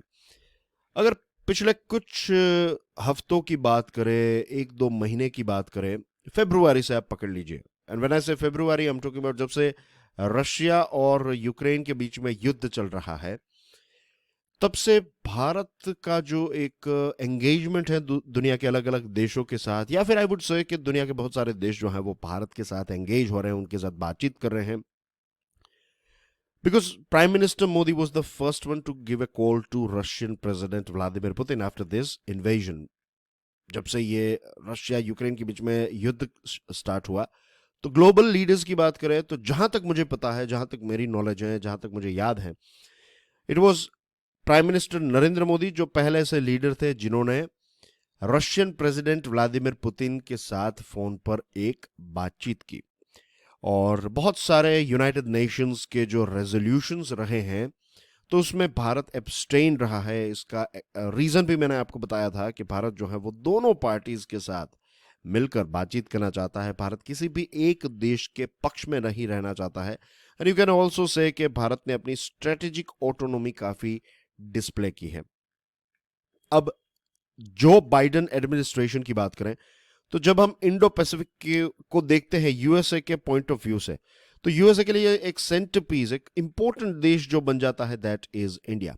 बहुत सारे रीजंस हैं, ऑफ कोर्स क्वाड का मेंबर हैं। भारत और भारत और यूएसए के रिलेशनशिप अपने आप में बहुत ही डीप है, बहुत ही इसका स्पेक्ट्रम वाइड है। कल भी हम इसके बारे में बात कर रहे थे। हाल ही में 2+2 मीटिंग हुई और उस मीटिंग में भी आप देखिए कि यूएसए का जो एक एटीट्यूड है भारत के साथ डील करने का, वो थोड़ा अलग था, इजंट वो हार्श नहीं था। उन्होंने हमारी चीज़ों को, कंडीशंस को समझा, हमें समझा, बहुत सारे शब्द का इस्तेमाल नहीं किया।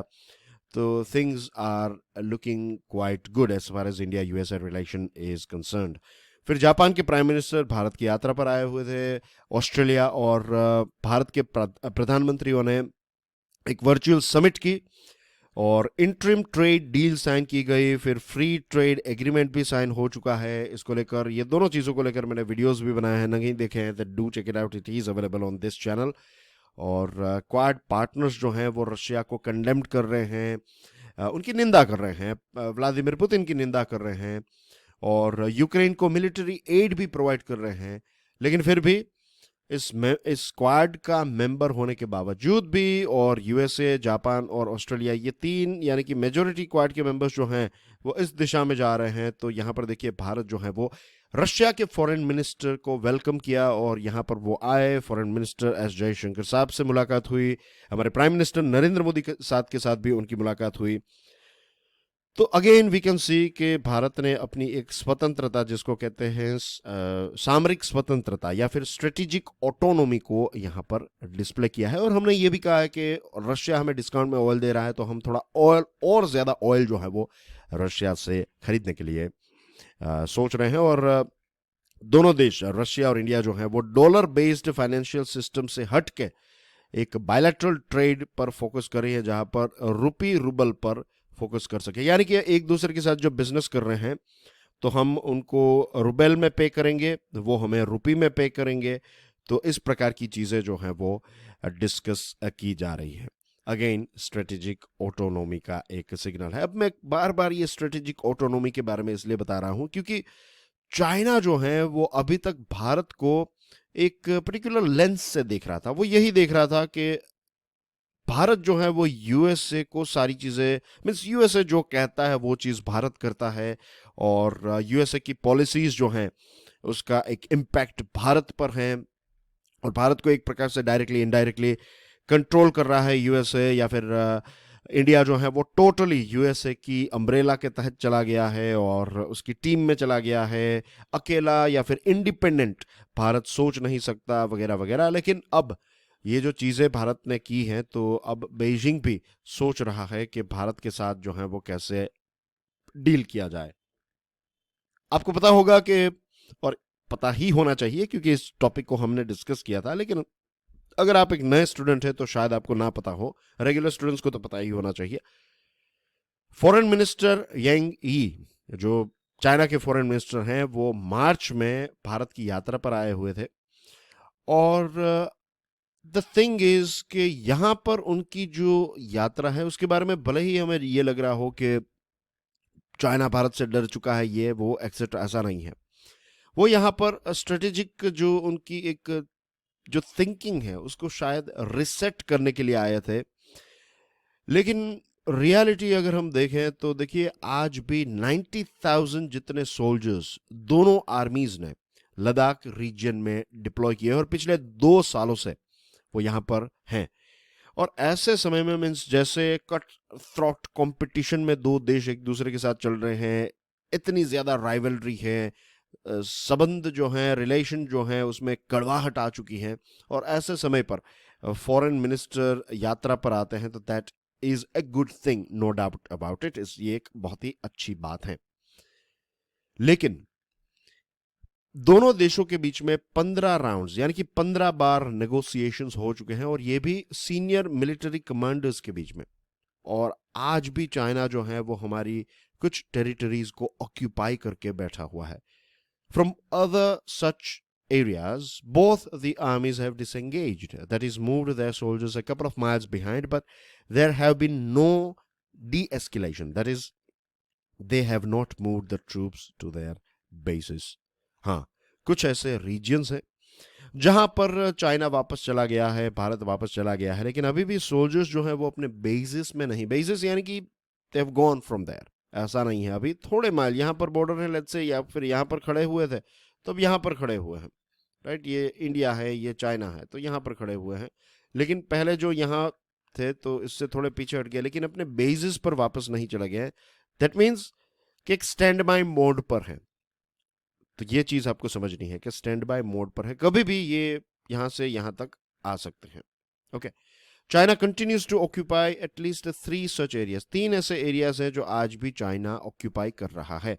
एस जयशंकर साहब जो हैं, उन्होंने अप्रैल 2020 से जो स्टेटस क्यो था तो उसकी डिमांड नहीं की है। We have to understand this point very much. मीन्स ये एक बहुत ही इंपॉर्टेंट पॉइंट हमें समझना चाहिए कि ऊपर ऊपर से जो चीजें नजर आ रही हैं, डीप लेवल तक जब हम चीजों को देखते हैं तो पता चलता है कि भारत इतना स्ट्रॉन्ग नेगोशिएशन नहीं कर रहा है, और यह चिंता का विषय है। S Jaishankar did not demand the restoration of status क्यो एंटे ऑफ अप्रैल 2020 इन लद्दाख। और जो कंडीशन भारत ने रखी कि अगर इंडिया चाइना के टाइज जो है वो नॉर्मल करने, क्योंकि वेंग यी जब यहाँ पर आए तो उन्होंने नॉर्मलाइजेशन की बात की। उन्होंने ये भी कहा कि बॉर्डर के इश्यू को साइड में रखते हैं, बिजनेस पर फोकस करते हैं वगैरह वगैरह। तो भारत ने क्या कहा पता है? भारत ने ये कहा कि अगर चीजें बैक टू नॉर्मल करनी है तो जो फ्रिक्शन पॉइंट है, रिमेनिंग फ्रिक्शन पॉइंट्स जो है, उसमें से आप अपने सोल्जर्स को हटा दीजिए, उसमें प्री कंडीशंस रख दीजिए। जो अप्रैल 2020 से पहले की सिचुएशन थी उसकी स्ट्रॉन्ग डिमांड हमने नहीं की है, और क्राइसिस रिजॉल्व हो चुकी है ये दिखाने के चक्कर में जल्दबाजी हमने यहां पर शायद की है। हमने क्या कहा है चाइना को? हमने ऑफर ये दी है कि पेट्रोलिंग पॉइंट 15 जो है, बस यहां पर आप डिसएंगेजमेंट क्रिएट कर दीजिए, चीजें जो हैं वो हम मान लेंगे कि नॉर्मल हो चुकी हैं। और इनडायरेक्टली हमने क्या कहा, जो 3 जगहों पर चाइना जहां पर है, अभी मैंने आपको बताया कि 3 ऐसी जगह है जहां पर चाइना का आज भी दबदबा है, तो हम कह रहे हैं कि 15 नंबर PP15 जो है वहां से आप हट जाइए, यहां पर डिसएंगेजमेंट कर लेते हैं, तो हम मान लेंगे कि रिलेशन जो है वो नॉर्मल हो चुके हैं। लेकिन देप्सांग और डेमचोक रीजन जो है, इनको इनडायरेक्टली हम क्या कह रहे हैं? हम कह रहे हैं कि ये लेगेसी इश्यू है, यानी कि ये और लंबे समय तक चलेंगे। लेगेसी इश्यू यानी कि ये पुराने इश्यू हैं, तो पुराने इश्यूज हम बाद में सॉल्व करेंगे, आप ये चीज सॉल्व कर दीजिए, वी विल कंसिडर इट के चीजें जो है वो बैक टू नॉर्मल हो चुकी हैं। अनफॉर्चुनेटली जून 2020 में पीएम मोदी साहब ने डिनाई किया था। उन्होंने ऐसा कहा था कि चाइनीज ऑक्यूपेशन जो है वो इंडियन टेरिटरी, जो लद्दाख है, इंडिया टेरिटरी में चाइनीज ऑक्यूपेशन नहीं हुआ है। उन्होंने ये जून 2020 की बात है जब कहा था कि ऐसा कुछ नहीं है। पार्लियामेंट में इसको लेकर कोई खास डिस्कशन नहीं हुई है, प्रॉपर मीडिया ब्रीफिंग नहीं हुई है, और ये जो चाइनीज एग्रेशन है, इंग्रेस है, तो इसको पब्लिक आई से सरकार ने दूर रखने की कोशिश की है। अब ऑफ कोर्स नेशनल सिक्योरिटी का एक रीजन जो है वो दिया जाएगा, and I am not saying कि सारी जो सीक्रेट चीज़ें हैं वो देश के सामने इन द सेंस कि दुनिया के सामने रख दे और चाइना को हमारी स्ट्रेटजी के बारे में पता चल जाए, ऑफ कोर्स नहीं। लेकिन कुछ डिटेल्स जो है वो सरकार को डेफिनेटली देने की ज़रूरत है। फिर यूएसए के जो एम्बेसडर थे केनेट जस्टर, उन्होंने ये कहा है कि भारत ने मना किया था हमें कि ना तो चाइनीज एग्रेशन के बारे में कोई मेंशन करें हम, और ना तो इस पर्टिकुलर टॉपिक के बारे में कुछ बातचीत करें। तो भारत ने हमें मना किया था, इसलिए यूएसए जो है वो ये सारी चीज़ें डिस्कस नहीं करता था। और चाइना जो है वो भारत की सेंसिटिविटीज से अनकंसर्न्ड है, यानी कि उनको कुछ फर्क नहीं पड़ता है। देखिए, मिस्टर यांगी जब यहाँ पर आए उससे पहले वो पाकिस्तान गए हुए थे, और पाकिस्तान में उन्होंने ओपनली कश्मीर का टॉपिक लिया। ऑर्गेनाइजेशन ऑफ इस्लामिक कोऑपरेशन में जब ये कहा गया कि कश्मीर जो है वो भारत का पार्ट नहीं है और पाकिस्तान का पार्ट बन जाएगा वगैरह वगैरह, तो चाइना ने ये कहा कि जो पाकिस्तान सोच रहा है हम उनका समर्थन दे रहे हैं, और पाकिस्तान के साथ चाइना के काफ़ी सारे स्ट्रॉन्ग टाइज है, काफ़ी सारा एंगेजमेंट होता है, ये वो वगैरह। तो ये सारी बातें वो करके यहाँ पर आए हुए थे। मीन्स उन्होंने कोई ऐसी चिंता भी व्यक्त नहीं की, ऐसा भी नहीं सोचा कि इसके बाद मैं भारत जा रहा हूँ। तो यू कैन क्लियरली सी कि इंडिया की सेंसिटिविटीज़ को लेकर चाइना को कोई फर्क नहीं पड़ रहा है। फिर साउथ कोरिया और पाकिस्तान के स्टूडेंट्स जो हैं वो जो चाइना में मेडिकल या फिर दूसरी पढ़ाई करने के लिए जा रहे हैं, तो वो अब वापस जा सकते हैं। आज भी 23,000 इंडियन स्टूडेंट्स ऐसे हैं जिनको परमिशन नहीं दी गई है, उन्होंने हाफ फीस पे कर दी है, उनको पता नहीं है कि उनका हाफ कोर्स खत्म हो चुका है, किसी को बस फाइनल एग्जाम देनी है। तो ऐसे बहुत सारे हमारे स्टूडेंट्स हैं जिनका भविष्य जो है उसके बारे में वी डोंट नो कि क्या होगा, क्या वो वापस चाइना जा पाएंगे, क्योंकि दूसरे देश के लोग जा सकते हैं तो फिर भारत के लोगों को क्यों मना किया गया है। तो चाइना अगर हमारे साथ हैंडशेक कर रहा है, we have to understand this very clearly, it is very very important कि चाइना अगर हमारे साथ हैंडशेक कर रहा है तो दोस्ती का हाथ मिला रहा है, तो वो अपनी टर्म्स एंड कंडीशंस पर मिला रहा है, और हम क्या कर रहे हैं, उनकी टर्म्स एंड कंडीशंस में हाँ मिलाकर आगे बढ़ना चाहते हैं। चाइना एक तरफ बॉर्डर क्राइसिस कर रहा है और भारत का ट्रेड उनके साथ बढ़ता ही जा रहा है। 2021 में रिकॉर्ड स्थापित हुआ जब दोनों देशों के बीच में $125 बिलियन का ट्रेड हुआ, और जो एशियन इंफ्रास्ट्रक्चर इन्वेस्टमेंट बैंक है उसका सबसे बड़ा रिसिपिएंट, जो लोन का रिसिपिएंट है, सबसे ज्यादा लोन किसी को मिली है तो वो भारत को मिली है। हांगकांग में जो चीजें चल रही हैं उसका भारत सरकार ने विरोध नहीं किया है। कभी भी हमने शिनजियान में जो विगर मुस्लिम्स हैं उनके साथ जिस प्रकार की ट्रीटमेंट होती है इसको लेकर कोई स्टैंड नहीं लिया है।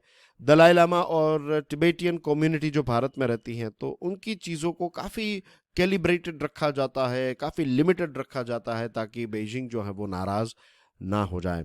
जैसे कल मैंने आपको बताया कि चाइना जो है वो ग्लू की तरह काम करता है, आज इस आर्टिकल में हमें ये पर्टिकुलर शब्द पढ़ने को मिलता है।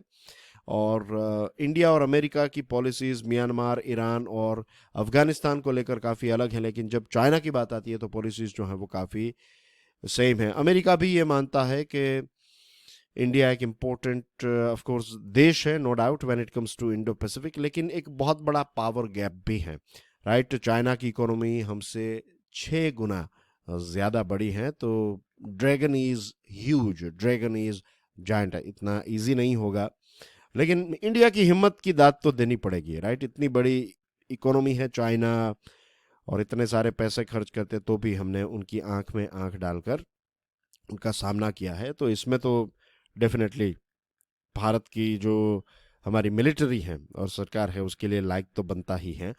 और India realises that it needs the US to counter the threat from China. Definitely हमें यूएसए की एक मदद की ज़रूरत रहेगी और यूएसए को भी भारत की मदद चाहिए अगर चाइना को कंट्रोल करना है। तो जब व्यंग जी यहाँ पर आए थे तो उन्होंने एक ऑफर की है चीज़ को, एक वर्चुअल G2 की ऑफर की, और ये एक प्रकार का India China plus south Asia में डेवलपमेंट प्रोजेक्ट्स को लेकर दोनों देश मिलकर कोलैबोरेट करें, तो ऐसा एक ऑफर जो है वो उन्होंने दिया है। बट एनीवे, सो फार आज के जो पॉइंट्स हमने देखे तो वी नो क्लियरली कि चाइना जो है वो बिल्कुल ही सेंसिटिव नहीं है भारत की चीज़ों को लेकर, और अपनी टर्म्स एंड कंडीशंस पर वो भारत के साथ डील करना चाहता है, और भारत ने भी कुछ गलतियां की जिसके बारे में हमने बातचीत की है, इजंट इट। तो हाँ, ये हैं status of India China relation as far as border is concern. आगे फ्यूचर में इस विषय को लेकर कुछ चीजें आएगी, then definitely we will talk about it in detail. Fuller learning, Indian Express का ये आर्टिकल है, एजुकेशन के साथ जुड़ा हुआ है। हाल ही में यूनिवर्सिटी ग्रांट्स कमीशन ने एक इंटरेस्टिंग डिसीजन लिया है। डिसीजन ये है कि अगर आप पोस्ट ग्रेजुएशन में हैं या फिर ग्रेजुएशन है, डिप्लोमा है, तो आप मीन्स अगर आप पढ़ाई कर रहे हैं, राइट, ग्रेजुएट, पोस्ट ग्रेजुएट या फिर डिप्लोमा की, तो आप एक साथ 2 एकेडमिक प्रोग्राम्स को पढ़ सकते हैं। पता चला? मतलब यह है कि लेट्स से आप बीबीए कर रहे हैं, बैचलर ऑफ बिजनेस एडमिनिस्ट्रेशन, तो ये कोर्स तो आपका चल रहा है, आप साइड में लेट्स से आर्ट्स का कोई कोर्स करना चाहते हैं, तो ये चीज भी आप कर पाएंगे। You can mix and match, right. तो ये एक नई चीज की शुरुआत हुई है, और इसके बारे में न्यू एजुकेशन पॉलिसी में भी बात हुई थी कि स्टूडेंट्स जो हैं वो एक से ज़्यादा अगर 2 कोर्सेज एक साथ परस्यू करना चाहें तो वो कर सकते हैं। और ये एक बहुत ही इम्पोर्टेंट, डेफिनेटली एक अच्छा स्टेप है, क्योंकि इंटर डिसिप्लिनरी अप्रोच का ज़माना है। आप जो पढ़ाई करते हैं ना कॉम्पिटिटिव एग्जाम की, इसमें भी इंटर डिसिप्लिनरी अप्रोच होता है।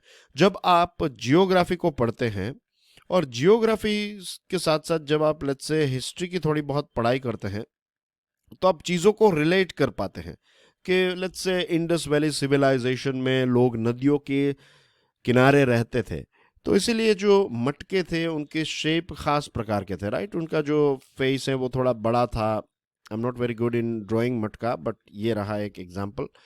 तो इसका जो ये जो माउथ होता है वो बड़ा था, क्यों? क्योंकि नदियों के पास रहते थे, isn't it? तो पानी भरना जो है, एक पानी का फ्लो जा रहा है, आप ऐसे ही करेंगे तो with in couple of seconds आपका ये जो मटका है वो पानी से भर जाएगा। Same thing if you go to let's say Arabic आप कल्चर में देखेंगे, तो यू विल फाइंड कि उनका पानी भरने का जो वेसल है वो थोड़ा अलग होता था। द रीज़न इज के पानी की शॉर्टेज है वहाँ पर और इवापोरेट नहीं किया जा सकता। यहाँ पर हमने जो ऐसी एक लैम्प टाइप की जो एक केटल टाइप का जो शेप है कि पानी निकालने के लिए इट्स लाइक ऐसा एक शेप होता है ना कि तो वेस्ट ना हो पानी, इसलिए इस प्रकार का ऐसे मटके में से अगर आप कई ग्लास में पानी भरेंगे तो बहुत सारा पानी वेस्ट हो जाएगा, लेकिन you can not afford it over here. तो हिस्ट्री, जियोग्राफी, राइट, फिर इकोनॉमी पर बेस्ड आपकी पॉलिटी, ये सारी चीजें एक दूसरे के साथ रिलेटेड हैं, isn't it? तो ये चीज जो है वो आज कहीं ना कहीं मिसिंग थी। साइंस के स्टूडेंट्स जो हैं they are very good in science, लेकिन आर्ट्स और कॉमर्स के बारे में ना के बराबर नॉलेज है। Same thing goes with other streams. तो ये जो सिलोज में एजुकेशन चल रहा था, अब ये एलिमिनेट करने की बात है। एक इंटरडिसिप्लिनरी अप्रोच आया, राइट, सारी चीजें एक दूसरे के साथ कनेक्टेड हों, broad based of expertise develop हो हमारे स्टूडेंट्स में, ताकि नए नए चैलेंजेस जैसे कि क्लाइमेट चेंज, जॉब जनरेट करना, जो आपका ऑफिस है तो या फिर जो आपका वर्क प्लेस है तो वहाँ पर एक यूनिटी हो, डाइवर्सिटी हो, तो ये सारी चीज़ों के लिए ये इंटरडिसिप्लिनरी अप्रोच जो है वो बहुत काम आएगा और बहुत अच्छे रिजल्ट्स जो है वो प्रोड्यूस करेगा। चैलेंजेस जो होंगे वो होंगे इम्प्लीमेंटेशन में। सबसे पहले जो इम्प्लीमेंटेशन का चैलेंज मुझे नजर आता है that is challenges for teachers. कि देखिए टीचर्स को बहुत सारी रिस्पॉन्सिबिलिटीज दी गई होती है। Let's say first of all तो उनको रिजल्ट क्रिएट करना है, राइट टाइम पर अपना कोर्स जो है वो कंप्लीट करना है, टाइम टेबल पे चलना है। और फिर आपके लिए आपके सामने कुछ ऐसे स्टूडेंट्स भी आएंगे लेट्स से कि उनका एकेडमिक बैकग्राउंड जो है वो लेट्स से हिस्ट्री नहीं है, वो साइंस के स्टूडेंट्स हैं, आप हिस्ट्री की क्लास ले रहे हैं, तो उनको हिस्ट्री के बारे में बहुत सारी चीज़ें पता नहीं है। तो आप उनको कैसे ट्रेन करेंगे, आप उनको कैसे कौन कौन सी चीज़ें रेकमेंड करेंगे, फिर प्री एग्जिस्टिंग नॉलेज ना होने की वजह से स्टूडेंट्स क्या क्या चैलेंजेस फेस कर रहे हैं, तो ये इस प्रकार के चैलेंजेस जो हैं वो देखने को मिलेंगे।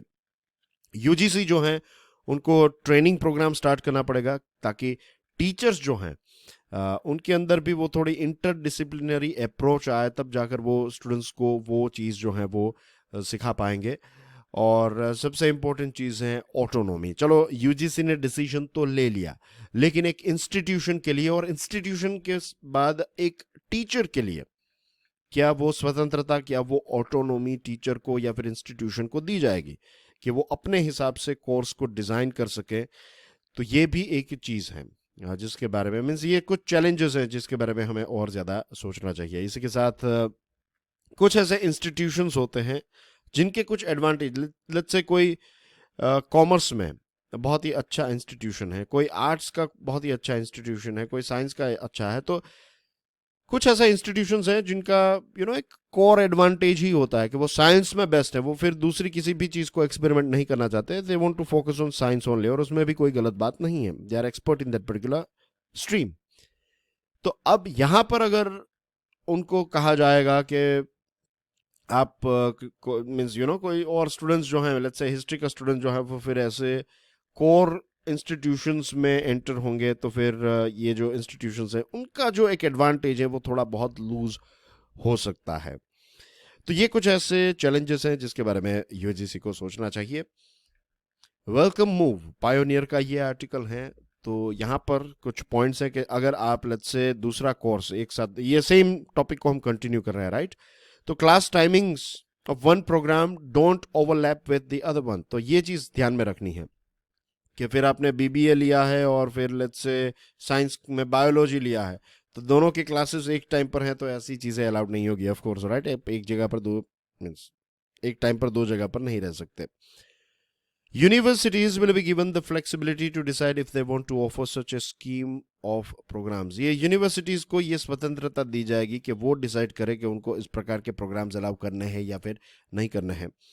और कुछ ऐसे इंस्टीट्यूशंस हैं, लेट्स से कुछ ऐसी कॉलेजेस हैं, तो ये कॉलेजेस ऐसी हैं जो यूनिवर्सिटीज के नीचे काम करती हैं, राइट. तो कुछ ऐसी कॉलेजेस हैं जिनको इंडिपेंडेंटली आगे बढ़ना है और उन जिस यूनिवर्सिटी के साथ वो एफिलिएटेड है वो यूनिवर्सिटी ये चीज नहीं करना चाहती, तो उस टाइम पर क्या होगा, इसको लेकर भी थोड़ी क्लैरिटी की आवश्यकता है. Interested students can now follow the courses of their choice in physical mode either at the same university or from different universities. ये भी एक छूट दी गई है कि स्टूडेंट्स जो हैं वो अपने फिजिकल मोड में 2 यूनिवर्सिटीज़ में क्लासेस ले सकते हैं. और अगेन यहाँ पर ये होगा कि लेट्स से कि एक स्टूडेंट ने ऑलरेडी एक यूनिवर्सिटी में एडमिशन ले लिया है, वो फ्लेक्सिबिलिटी अलाउ नहीं करता है और दूसरा जो है वो अलाउ करता है, तो उसमें क्या स्टूडेंट के फाइनल रिजल्ट पर इम्पैक्ट आएगा नहीं आएगा, या फिर जो यूनिवर्सिटी अलाउ नहीं करती है उनको देखना नहीं है वो कि वो स्टूडेंट जो है वो दूसरी यूनिवर्सिटीज़ में भी पढ़ाई कर रहा है. तो आई होप इसमें तो कोई इश्यू ना हो, तो इस चीज़ को लेकर क्लैरिटी की थोड़ी आवश्यकता है. Rapid increase in demand for high quality higher education में हाई क्वालिटी की डिमांड जो है वो काफ़ी इंक्रीज हुई है. और अब जो फिजिकली आपको हर जगह पर जाने की ज़रूरत नहीं है, ओपन एंड डिस्टेंस लर्निंग है, ऑनलाइन एजुकेशन अवेलेबल है, तो यस स्टूडेंट्स जो हैं उनको काफ़ी एक वाइडर ऑप्शन डेफिनेटली मिलेगा. लेकिन इसी के साथ साथ वी नीड टू अंडरस्टैंड कि जो फुल टाइम डिग्रीज हैं शायद उनकी थोड़ी बहुत वैल्यू डाइल्यूट हो सकती है, क्योंकि आज भी वो माइंडसेट हैं, राइट. अगर मैं कहूँ कि मैंने मैनेजमेंट और साइंस दोनों में या फिर मैनेजमेंट और आर्ट दोनों में मेरे पास डिग्री हैं और एवरेज मार्क्स हैं मेरे दोनों में, तो फिर फाइनल सिलेक्शन प्रोसेस में उस स्टूडेंट को मुझे लगता है ज़्यादा वेटेज मिलेगा जिसको मैनेजमेंट में ज़्यादा मार्क्स है या फिर आर्ट्स में ज़्यादा मार्क्स है. डिपेंड्स कि मैं किस कंपनी के लिए अप्लाई कर रहा हूँ. तो मेरे पास बेस्ट ऑफ बोथ हैं, तो शायद उसको इतना ज़्यादा अप्रिशिएशन ना मिले. बहुत कम कंपनीज होगी, वरना तो फिर वो फाइनल रिजल्ट पर देखते हैं, क्योंकि आज भी वो पुराना माइंडसेट है. तो डिग्रीज जो है फुल टाइम डिग्रीज वो डाइल्यूट ना हो जाए. अगर होगी तो फिर बच्चों के ऊपर इसकी क्या है और जॉब टाइम पर क्या इम्पैक्ट आएगी, जॉब के लिए अप्लाई करेंगे तब, तो ये चीज़ सोचने की बात है. और एक और चीज़ है कि क्या फिर स्टूडेंट्स जो हैं वो 24/7 पढ़ाई ही करते रहेंगे. देखिए एजुकेशन जो है वो एक सोशल एक्टिविटी भी है.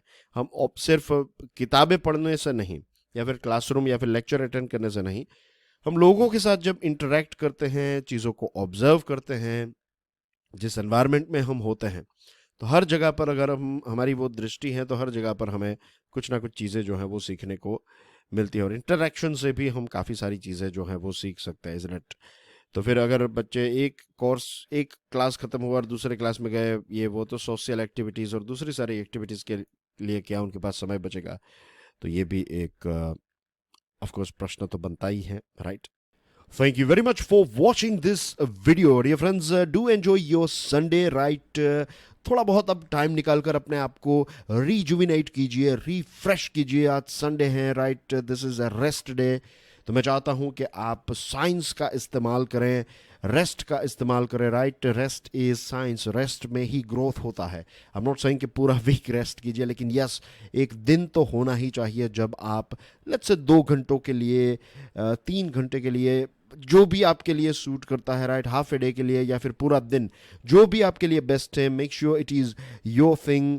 अपने आप फाइंड आउट कीजिए what is best for you, right. And please do make sure कि आप एटलीस्ट ब्रेक लीजिए पढ़ाई और ये सारी चीज़ों से दूर होकर फ्रेंड्स के साथ, फैमिली के साथ, नेचर के साथ, जो भी चीज़ आपको पसंद है वो संडे को ज़रूर कीजिए, because it will refresh you, it will rejuvenate you. और कल से यानी कि मंडे से जो नए वीक की शुरुआत होगी, तो एक नई एनर्जी के साथ with a right foot we will start our new week. God bless you all. Stay curious. जय हिंद.